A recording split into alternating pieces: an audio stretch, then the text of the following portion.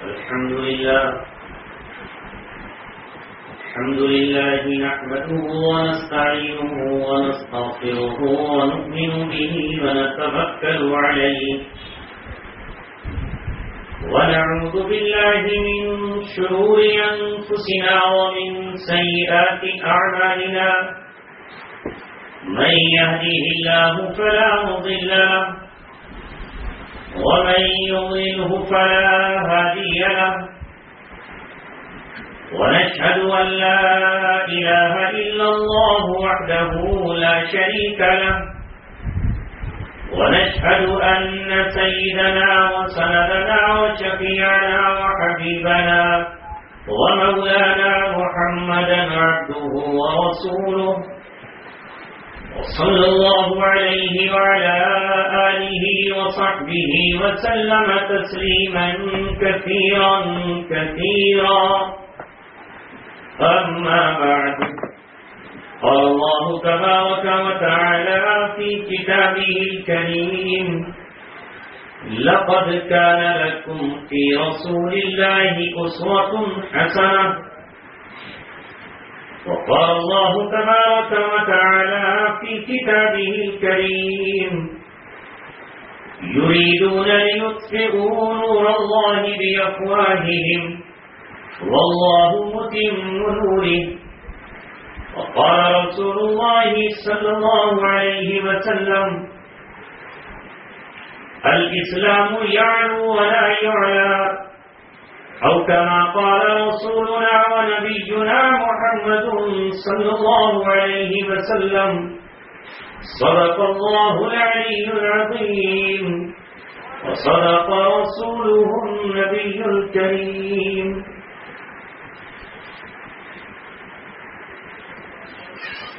مسجد تو بنا لی شب بھر میں ایمان کی حرارت والوں نے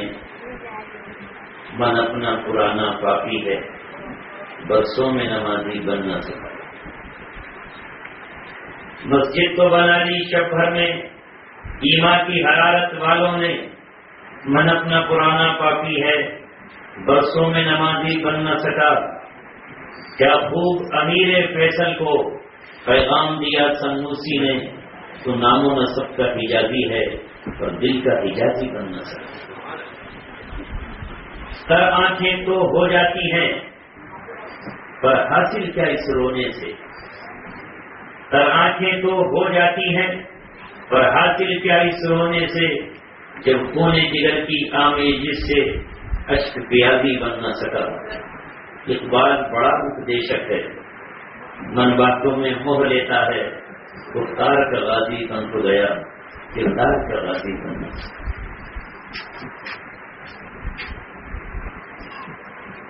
یہ آواز ذرا نہیں ویسے تو بہت صحیح ہوں مگر ایسے نہیں ہے جو بتائے آج کل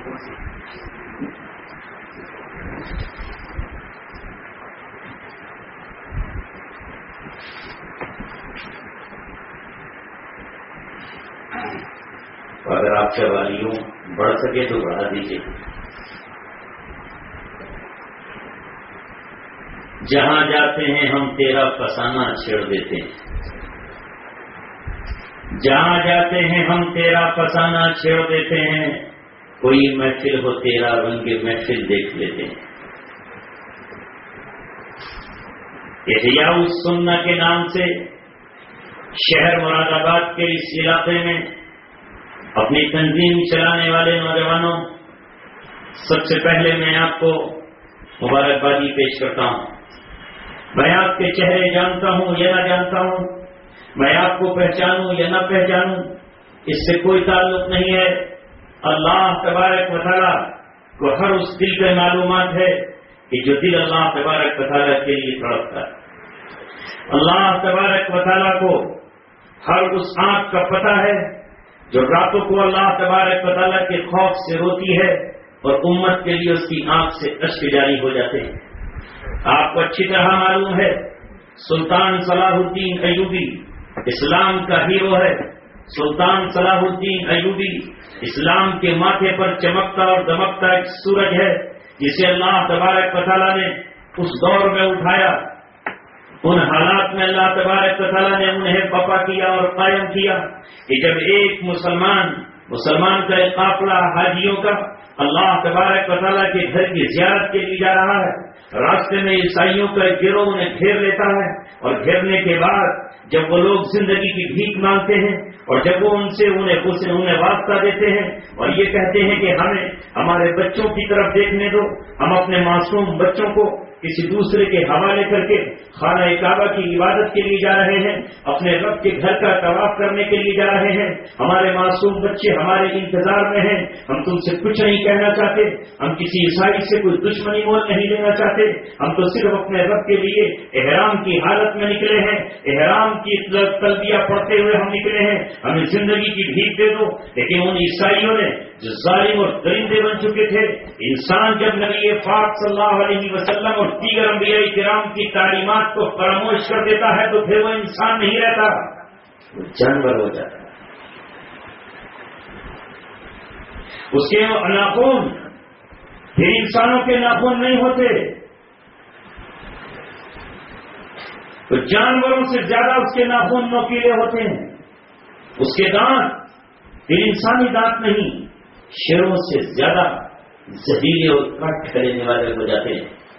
جب ان سے زندگی کی بھیک مانگی گئی تو زندگی کی بھیک کہاں ملنے والی تھی؟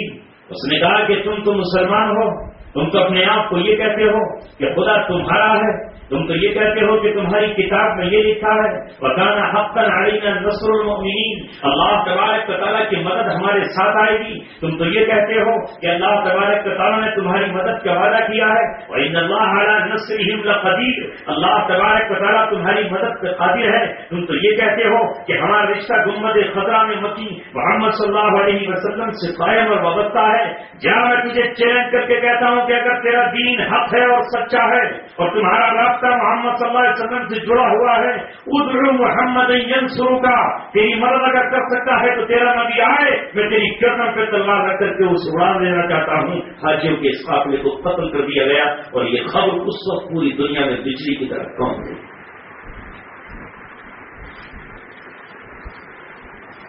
اس دور میں ایسا لگتا ہے کہ وہ دوسرا 1000 سالہ بھی بالکل اسی طرح تھا جس طرح آج کا تیسرا 1000 سالہ چل رہا ہے۔ وہ حکمران جنہیں اللہ تبارک و تعالیٰ نے امت مسلمہ کا نگہبان بنایا تھا، جنہیں امت مسلمہ کا اللہ تبارک و تعالیٰ نے رائی اور رعایت کرنے والا بنایا تھا، انہوں نے اپنے پیروں میں گھنگرو باندھے اور عورتوں کی طرح ناچنے لگے، انہوں نے اپنے ہاتھوں میں مہندیاں لگائیں اور عورتوں کی طرح اس پہ ناز و فخر کرنے لگے، انہوں نے اپنے گلوں میں سونے کی چینیں پہنی اور اپنے آپ کو زنانہ بنانے پر فخر و ناز کرنے لگے، ان کے ہاتھوں میں شراب کے جام آئے اور وہ اپنے آپ کو انسانیت کی حدوں سے نکال کر جانوروں کی فہرست میں داخل ہو گئے۔ ظاہر ہے کہ جب کسی گھر میں یہ حال ہو جائے کہ باپ اپنا مردانہ پن چھوڑ دے تو اس کی بیٹی کی آبرو کی حفاظت کون کرے گا؟ جب بھائی اپنے ہاتھوں میں کلائیوں میں چوڑیاں پہن لیں اور ان کو یہ خطرہ ہونے لگے کہ کہیں میری کلائی میں پہنی ہوئی چوڑی ٹوٹ نہ جائے تو پھر اس کی بہن کی آبرو کی حفاظت کون کرے گا؟ جب شوہر اپنے مردانہ زندگی ختم کرنے کے بعد زنانہ لباس اختیار کر لے تو اس کی بیٹی کو کون ہے جو چھیڑے گا نہیں، اس کے ساتھ زیادتی نہیں کرے گا؟ اس وقت تمام حکمران جن کے دلوں میں غیرت ہونا چاہیے تھی، حمیت ہونا چاہیے تھی اور نبی پاک صلی اللہ علیہ وسلم کی شجاعت و بہادری ہونا چاہیے تھی، وہ سب کے سب شام کو شراب پی کر کے جانوروں کی طرح سے لیٹ جاتے تو حال یہ ہو نہیں۔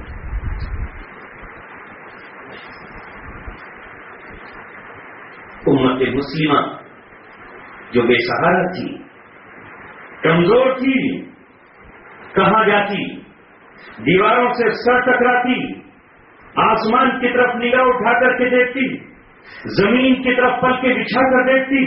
مشرق و مغرب کی طرف نگاہ اٹھا کر دیکھتی کہ شاید یہاں سے کوئی علی مرتضی حیدر کرار کا جانشین بن کے آ جائے، شاید کوئی مدینہ سے نکلے اور حسین ابن علی کی تاریخ کو زندہ کر دے، شاید کوئی یہاں سے عبداللہ بن زبیر کی شکل میں اٹھے اور حجاج بن یوسف کو للکارتا ہوا جامع شہادت نوش کر جائے، شاید کوئی طارق بن زیاد اٹھے اور افریقہ کی سرزمین سے باہر نکل دے، اندلس کی سرزمین پر اسلام کا پھیلا لہرا دے۔ تمام امت انتظار کر رہی ہے، لوگ روتے ہیں، کانپتے ہیں اور بلکتے ہیں کہ کوئی ہماری طرف سے اس کا جواب دینے والا نہیں ہے، کوئی نبی پاک صلی اللہ علیہ وسلم کی ذات کو چیلنج کرنے والوں کو آنکھوں میں آنکھیں ڈال کر بات کرنے والا نہیں ہے کہ اس موقع پر اللہ تبارک و تعالیٰ نے، اللہ رب العزت نے ایوب کے یہاں، نجم الدین ایوب کے یہاں ایک بیٹے کو پیدا کیا جسے دنیا صلاح الدین کے نام سے جانتی ہے۔ اس کی چچا نے اس کا نام یوسف رکھا اور اس نے نوجوان ہو کر کے یہ کہا، اس کے کانوں میں بھی یہ آواز پڑھی، اس کی ماں نے اس کو یہ بتایا، دنیا کے حالات یہ ہے کہ عیسائی پادری اپنی خانقاہیں اور کلیسا چھوڑ کر سڑکوں پہ باہر نکل آئے ہیں، انہوں نے کراس اور صلیبیں اپنے ہاتھوں میں لے کر یہ کہا ہے یہ وقت آ چکا ہے اسلام کے قلعے کو ڈھا دینے کا، اسلام کو مٹا دینے کا، اسلام کا تہس نہس کر دینے کا، بیت المقدس پر قبضہ کر لینے کا۔ 1199 میں بیت المقدس پر 1099 میں بیت المقدس پر قبضہ کر لیا گیا۔ وہ عیسائی جو راہب بنے ہوئے تھے، جو پوپ اور پادری بنے ہوئے تھے، جو دنیا چھوڑ کر خانقاہوں میں گئے تھے، جو کلیساؤں میں بیٹھے ہوئے تھے، ایک سے بڑھ کر ایک باہر نکل کر آیا، صلیب اپنے ہاتھوں میں انہوں نے اٹھائی اور یہ کہا کہ یہ صدی، اس صدی میں اسلام کو ختم کر دینا ہے اور مٹا دینا۔ پوری امت گھر گئی، پریشان حال، لیکن یاد رکھیے اچھی طرح، کوئی آنسو مومن کا زمین پر گرے رائے گا نہیں جاتا، بارش کی ایک بوند زمین پر گرے رائے گا نہیں جاتی، موسم تبدیل ہو جاتا ہے ایک بوند کے زمین پر ٹپکنے سے۔ نہیں ہے آپ کو احساس کرو امت مسلمہ کے نوجوانوں، آسمان سے بادل ایک بوند برساتا ہے، کڑکڑاتی اور چلچلاتی ہوئی دھوپ خوشگوار موسم میں تبدیل ہو جائے گا۔ یہ کیسے ہو سکتا ہے کہ مومن کی آنکھ سے آنسو گرے، کسی مسلم نوجوان کا گرم اور بہتا ہوا لہو زمین پہ گرے اور حالات تبدیل نہ ہو، حالات بدلے نہ جائیں، اللہ تبارک و تعالیٰ حالات میں تبدیلی اور انقلاب ہی نہیں لائے، یہ فیصلہ غلط ہے۔ اس وقت امت کو بالکل مایوس کر دینے کی ضرورت نہیں ہے، اسے آس دلانے کی ضرورت ہے، اسے یاد کی طرف لے جانے کی ضرورت نہیں ہے۔ جب حضرت یعقوب علیہ السلام کے بیٹے اپنے بھائی سے واپس آتے ہیں تو حضرت یعقوب علیہ السلام اپنے بیٹوں سے یہ کہتے ہیں، اے میرے بیٹوں، میرے یوسف کی تلاش میں سرگردہ رہو، مجھے یوسف کی خوشبو آ رہی ہے، مجھے یوسف کی خوشبو پتہ دے رہی ہے۔ باپ سے بیٹے یہ کہتے ہیں کہ ابا جان تمہیں تو یوسف خواب میں نظر آ رہا ہے، اس کی ہڈیاں گل گئی ہیں، اسے بھیڑیے کھا چکے ہیں، وہ کنویں میں ڈالا جا چکا ہے۔ بھائیوں کو یقین تھا وہ کنویں میں اسے کون بچا سکتا ہے۔ اس وقت حضرت یوسف علیہ السلام اپنے بیٹوں سے یہ کہتے ہیں، تم مایوس ہوتے ہوگے، میں حضرت ابراہیم کی اولاد ہوں، میں حضرت اسحاق کی اولاد ہوں، میں اس نبی کی اولاد ہوں جو چھری کے نیچے بھی اللہ تبارک و تعالیٰ سے آ سکتا ہے، جو آگ کے دریا میں کود کر بھی اللہ تبارک و تعالیٰ پر یقین رکھتا ہے۔ میں تمہیں یہ وصیت کرتا ہوں کہ اللہ تبارک و تعالیٰ کی رحمت سے کبھی مایوس مت ہو۔ کھنگالو دریا اور صحرا، میرا دل یہ کہتا ہے کہ میرا وہ بیٹا جس نے یہ خواب دیکھا ہے کہ 11 ستارے اور 4 سورج اسے سجدہ کر رہے ہیں، جس کی پیشانی میں نے نور دیکھا ہے، جو اللہ تبارک و تعالیٰ نے جس کی بچپن میں میں نے یہ باتیں دیکھی ہے، میرا دل یہ کہتا ہے کہ کوئی بھیڑیا اسے نہیں کھا سکتا، کوئی درندہ اسے ختم نہیں کر سکتا، موت ابھی اس کے پاس تک نہیں آ سکتی ہے جب تک اللہ تبارک و تعالیٰ اپنا کام اس سے نہ لیتا ہے۔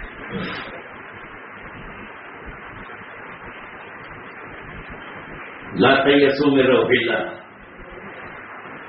ولا تقنطوا من رحمت اللہ، اللہ کی رحمت سے مایوس وہ ہوں جو اللہ تبارک و تعالیٰ کی قدرت کو نہ جانتے، اللہ تبارک و تعالیٰ سے بیزار وہ ہوں جو اپنے آنسوؤں کی قیمت کو نہ جانتے ہوں۔ پہلے اپنے دل کی دنیا میں جھانک کر دیکھو، یہ پوری کائنات، ہاں ہم کہہ رہے ہیں یہ پوری کائنات ہماری غلام اور ہماری سروینٹ اور ہماری نوکر ہے، اللہ تبارک اس مقام پر لے آؤ۔ یہی تو علامہ اقبال نے پکار کر اس امت کو تڑپ کر کہا ہے، خودی کو کر بلند اتنا کہ ہر تبدیل سے پہلے خدا بندے سے خود پوچھے بتا تیری رضا کیا ہے؟ یہ عرش، یہ کرسی، یہ لوح و قلم تیرے ہیں کہ محمد سے وفا تو نے تو ہم تیرے ہیں. یہ جہاں چیز ہے کیا لوح و قلم تیرے. یہ سیرت کا اجلاس، یہ احیاء السنہ کا قیام، آج کا یہ آپ کا سرفا، یہ خرچہ، یہ علماء کی آمد میں آپ کا پلکے بچھانا، یہ آپ کا سڑکوں پر کھڑے ہو جانا، یہ 1 مہینے سے آپ کا تیاری کرنا، یہ آپ کا پوسٹر لگا کر کے علماء کرام کے ساتھ القاب و آداب کا لگانا، اس روح زمین پر اس بات کا اعلان ہے کہ 14 صدیاں گزر جانے کے بعد بھی یہ امت اپنے نبی کو بھولی نہیں ہے. یہ امت اپنے نبی سے آج بھی پیار کرتی ہے. اندازہ ہو گیا اس ہندوستانی گورنمنٹ کو ایک کمبخت نالائق نبی پاک صلی اللہ علیہ وسلم کا خاکہ بناتا ہے، اس کتاب کو نصاب میں شامل کر دیا جاتا ہے. یہ امت سڑکوں پر نکلتی ہے اور بھول جاتی ہے یہ کہ وہ کس جماعت کی ہے، وہ بھول جاتے ہیں کون ہے. آج یہ فیصلہ آیا کہ حکومت ہند کے وزیر اعظم کے کانوں تک یہ بات پہنچی ہے کہ اگر اس خاکے کو بند نہیں کیا گیا تو طوفان کو آ سکتا ہے جو صدمے پاکستان پر آیا ہے، جس نے بھٹی کو آگ کی لپیٹ میں لیا اور بھٹی دنیا سے جا چکا ہے، جس نے سلمان تاثیر کو جہنم کے انگاروں میں پہنچا دیا، جس کے لیے کبھی غازی الدین کھڑا ہوا، ایک تانا چلانے والا کھڑا ہوا اور کھڑے ہو کر اس نے یہ کہا کہ محمد صلی اللہ علیہ وسلم کے دیوانے اس زمین پر پیدا ہوتے رہیں گے. بھول جاؤ اگر کل حضرت بلال تھے، کل محمد بن مسلمہ تھے، اگر کل حضرت عبداللہ بن رواحہ تھے، اگر کل جعفر طیار تھے، اگر کل سہیب رومی تھے، اگر کل سلمان فارسی تھے، اگر طلحہ و زبیر تھے، عمر بن خطاب علی مرتضیٰ تھے، اور کل اگر ابوبکر صدیق اور حضرت زبیر تھے، تو آج بھی اللہ تبارک و تعالیٰ اسی طرح محمد کے غلاموں کو کھڑا کرتا ہے.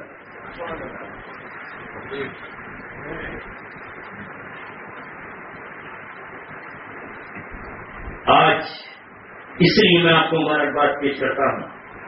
یہ بہت بڑا کام ہے جہاں ابلیس نے یہ طے کر لیا ہے کہ وہ نبی پاک صلی اللہ علیہ وسلم کے تذکروں کو ہونے نہیں دیتا. یہاں اس نے یہ طے کر لیا ہے کہ آپ صلی اللہ علیہ وسلم کے ماننے والوں کو اس وقت اس نے اتنی قوت اور طاقت اکٹھی کر لی ہے کہ وہ ان کے زبانوں پر پہرے لگا دے، ان ہاتھوں کو قلم کر دے جن ہاتھوں میں قرآن پاک لیا جا رہا ہے. اس دور میں اگر اللہ تبارک و تعالیٰ نے آپ کو چنا ہے، یہ بات میں نے اس وقت بھی کہی تھی جب میں حضیر والے مسجد کے پروگرام میں آیا تھا، اور آج بھی یہ بات عرض کر رہا ہوں کہ اگر جہاں آج ہمارے در و دیوار سے، آج ہمارے مکانوں سے، آج ہماری سڑکوں سے، آج ہمارے پارکوں سے، آج ہمارے آٹو رکشاؤں میں، ہوائی جہاز میں، ٹرین میں، پلین میں، ہماری کاروں میں اگر شیطان کے نغمے گونج رہے ہیں اور چاروں طرف اس کی بانسری اور سنگیت بجائی جا رہی ہے، تو اللہ تبارک و تعالیٰ بھی تو یہ انتظار کر رہا ہے محمد صلی اللہ علیہ وسلم پر ایمان لانے والوں تم کہاں گئے ہو، میں تمہارا انتظار کر رہا ہوں. نبی پاک صلی اللہ علیہ وسلم ہر جمعرات تمہارا انتظار کر رہے ہیں، ہر پیر تمہارا انتظار کر رہے ہیں. آج محمد کے غلام کہاں گئے؟ وہ ابلیس کے مقابلے پر آگے کیوں نہیں بڑھتے؟ اگر وہ ڈی جے لگا کر، اگر وہ بڑے بڑے لاؤڈ اسپیکر لگا کر، اگر وہ اونچی اونچی آوازوں میں ابلیس کے نغمے اور ترانے سنا رہے ہیں، تو محمد کے غلام کہاں ہیں جو حضرت کے حسان کی طرح آگے بڑھیں اور نبی پاک صلی اللہ علیہ وسلم کے رخسار کی کیفیت کو بیان کریں، آپ کے دانتوں کے حسن کو بیان کریں، آپ کی زلفوں کے حسن کو بیان کریں، آپ کی چال اور ادا کو بیان کریں. آج کہاں ہے عبداللہ بن رواحہ جیسے اسلام کے خطیب اور شاعر جو نبی پاک صلی اللہ علیہ وسلم کی محبت میں اپنے گھر اور در کو چھوڑ کر نکل جائے؟ کہاں ہے آج نبی پاک صلی اللہ علیہ وسلم کے وہ غلام جو ابی بن کعب کی طرح اپنے منظر پیش کرے، وہ اپنے گلے کو فلمی دنیا کی کسی پروڈیوسر اور ڈائریکٹر کے ہاتھ کو بیچے نہیں، بلکہ وہ حوالے کر دیں نبی پاک صلی اللہ علیہ وسلم اور اللہ تبارک و تعالیٰ کے عجب انداز میں قرآن کی تلاوت کریں. اور جب قرآن کی وہ تلاوت کریں تو فرشتے ان کے گھروں پر اتر آئے، آسمان سے فرشتوں کا تاتا بن جائے اور فرشتے آ کر مبارکبادیاں دیں. یہ کون ہے؟ یہ کس کا بیٹا ہے؟ یہ کس کا غلام ہے جس سے اللہ تبارک و تعالیٰ نے آج اس دور میں ابلیس کے مقابلے پر قرآن کے لیے منتخب کیا.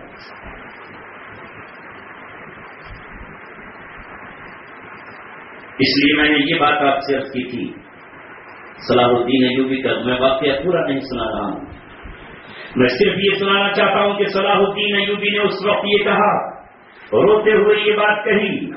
کہ وہ لوگ جو تاریخ کا بڑا حصہ بن جاتے ہیں، مورخ ان کا نام لکھتا ہے، ابن عرفون کا نام لکھا جائے گا، ان کے جو انٹیلیجنس کے سربراہ ہیں ان کا نام تاریخ میں لکھ دیا جائے گا، صلاح الدین کا نام تاریخ میں لکھا گیا، لیکن انہوں نے یہ کہا کہ اسلام کے ہیرو اور اسلام کے سرخیل وہ لوگ ہیں، وہ نوجوان ہیں جن کا کوئی خاندانی نام اور نسب نہیں جانتا، جن کے رشتے اونچے اونچے نہیں ہیں، لیکن اسلام کے لیے وہ اپنے گھروں سے نکلے تو معصوم بچہ ان کے گھوڑے کے پیروں سے لپٹ گیا اور یہ کہا کہ ابا جان لوٹ کے واپس کب آؤ گے؟ بیوی نے حسد بھری نگاہوں سے یہ دیکھا، میرے شوہر کہاں جا رہے ہو، میں تمہارا کب تک انتظار کروں، 1 مہینے میں لوٹ آؤ گے، 2 مہینے میں؟ انہوں نے زبان سے تو کچھ نہیں کہا، انہوں نے نگاہوں سے یہ کہا کہ ہم اللہ تبارک و تعالیٰ کے حکم کو پورا کرنے کے لیے جا رہے ہیں، اگر ادھر سے صلیبی نکل آئے ہیں، اگر ادھر سے عیسائیوں کے پاؤں پر پادری نکل آئے ہیں تو ہمیں یہ ذمہ داری ہے کہ ہم اپنے مقابلے پر نکلیں، اگر ادھر سے کباب کا نشان لے کر صلیب اپنے ہاتھوں میں اٹھا کر انہوں نے یہ اعلان کر دیا ہے کہ اسلام اور صلیب کی جنگ شروع ہو چکی ہے، تو اے میری بیوی تو ہمیں پلٹ کے مت دیکھنا، ہو سکتا ہے کہ ہم اس زندگی میں واپس نہ آئے، ہو سکتا ہے کہ ہمارا یتیم اسی طرح رہ جائے، لیکن ہاں ہماری وصیت یہ ہے کہ تم اس یتیم کو ہمارے نقش قدم پر چلانا، یہ یتیم کو کسی اور راہ پر مت بھٹکا دینا، اگر اس یتیم کو تم نے ہمارے نقش قدم پر نہ چلایا تو یاد رکھنا کہ کل میدان قیامت میں ہم تم سے روٹ جائیں۔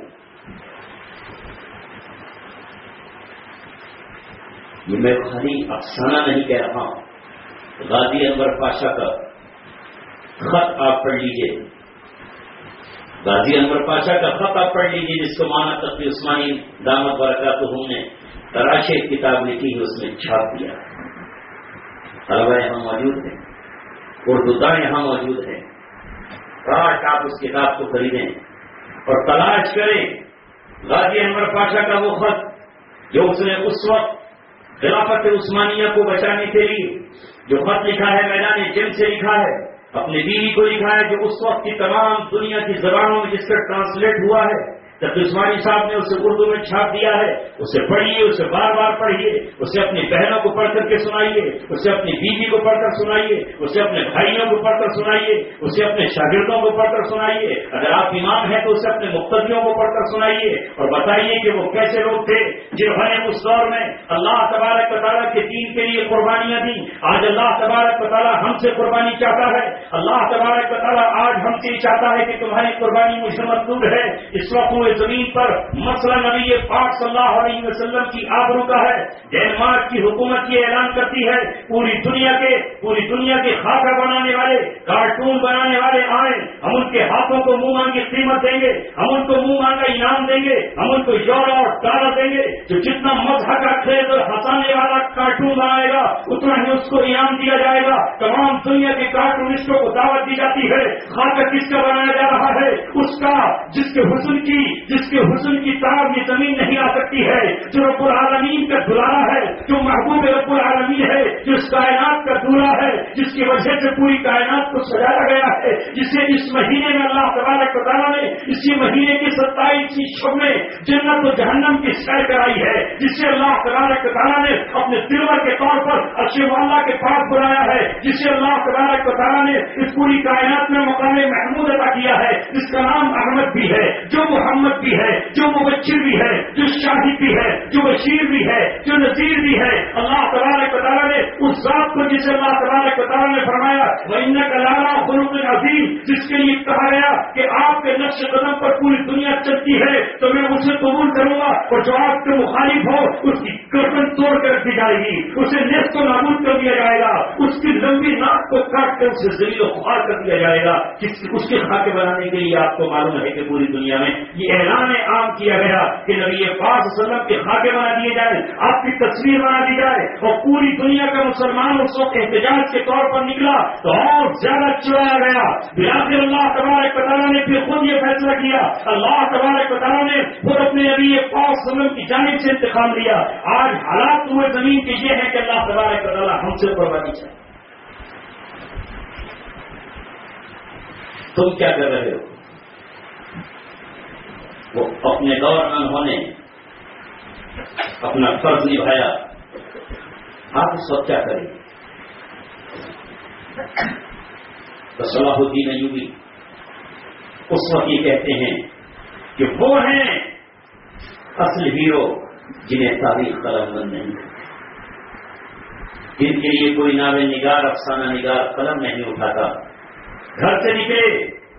عرب کے صحرا میں گئے، ریت کا طوفان آیا، اس طوفان میں گھوڑے کے ختم.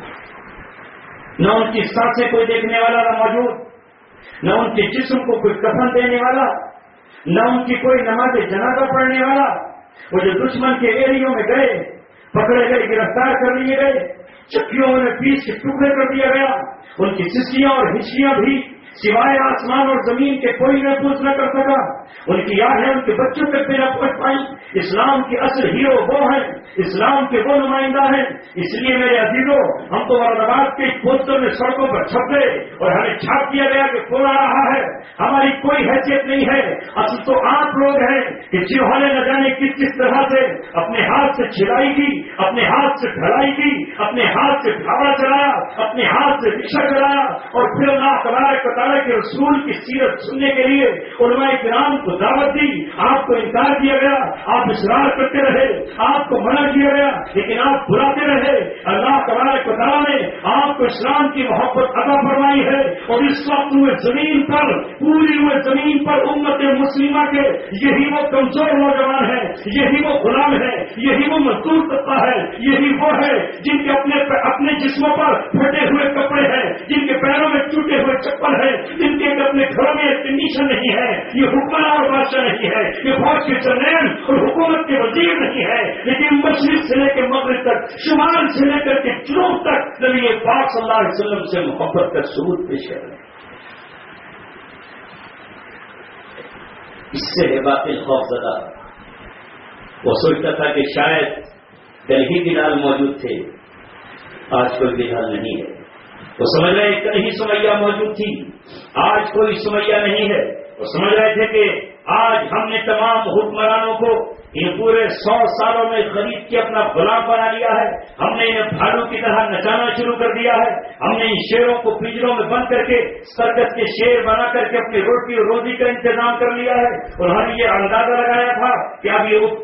امت نبی پاک صلی اللہ علیہ وسلم سے ٹوٹ چکی ہے، شاید اس کا رشتہ منقطع ہو چکا ہے. لیکن انہیں ابھی اندازہ ہوا، انہیں اس وقت بھی اندازہ ہوا جب 1187 میں بروز جمعہ 1187 میں بروز جمعہ حضرت سلطان صلاح الدین ایوبی نفع اللہ مرقدہ ہوئے 90 سال سے کے بعد بیت المقدس میں اذان پڑھی، نماز ادا کی، اور نماز ادا کرتے ہی نماز سے پہلے وہاں وہ ممبر لگایا گیا جس ممبر کو نور الدین زنگی نے بڑی حسرتوں کے ساتھ تیار کیا تھا. اور اس کے بعد انہوں نے مسلمانوں سے یہ کہا کہ مسلمانوں، اللہ تبارک و تعالیٰ کے فضل پہ آج ناز کرو. جب بیت المقدس کو انہوں نے فتح کر لیا تو اس وقت انہوں نے یہ اعلان کیا، مجھے وہ ظالم چاہیے. مجھے ساری انٹیلیجنس کو حکم دے دیا، اپنے فوجیوں کو حکم دے دیا کہ جس نے ایک مسلمان کی گردن پہ تلوار رکھ کر یہ کہا تھا ادعو محمد ینصرو کا، بولا اپنے نبی محمد کو، اگر تیرا نبی سچا ہے، تیرے نبی کے پاس پاور اور طاقت ہے،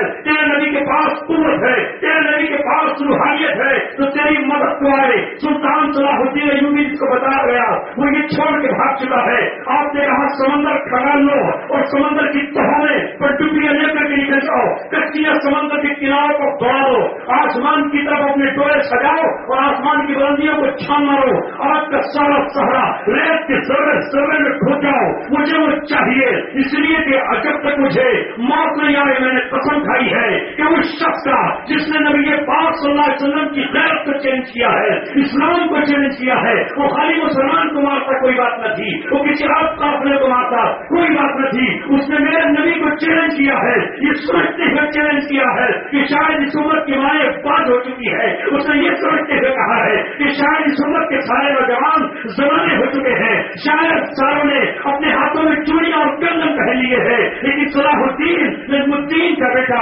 شہاب الدین شیر کوہ کا بھتیجا یہ ثابت کرنا چاہتا ہے کہ اس امت کی ماں کبھی بات نہیں ہو سکتی ہے. اگر کل حضرت سمیہ اپنے بیٹے عمار بن یاسر کو جنم دیتی ہے، اگر کل کی ماں عبداللہ بن زبیر کو جنم دیتی ہے، اگر کل کی ماں طلحہ زبیر اور حضرت حسین بن علی کو فاطمہ جنم دیتی ہے، تو آج بھی کوئی نہ کوئی ماں